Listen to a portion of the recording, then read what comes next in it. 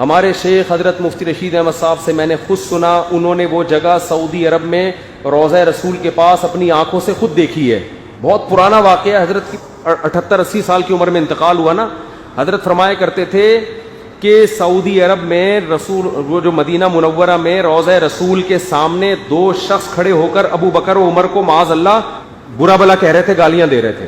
یہ واقعہ ہوا ہے. آپ مدینہ کے وہاں کے جو بوڑھے عرب ہیں ان سے پوچھیں، وہ چشمدید گواہ ہیں اس واقعے کے.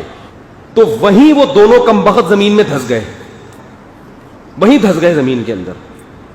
کیوں؟ صحابہ کو برا بلا کہتے ہوئے. موت ان کی آئی ہے، صحابہ کو وہیں خدا کا قہر آیا، زمین میں دھسے. ابو بکر اور عمر رضی اللہ عنہما کو، شیخین کو گالیاں دے رہے تھے، برا بلا کہہ رہے تھے، وہیں دھسے ہیں. تو حضرت نے فرمایا کہ سعودی عرب نے اس وقت ایک نشان لگا دیا اس جگہ کے اوپر کہ عبرت. پھر سعودی عرب پہ کوئی سیاسی دباؤ آیا ہے، کیا ہوا ہے، اوپر کارپیٹ ڈال دیا، اس کو چھپا دیا. اب پتہ نہیں وہ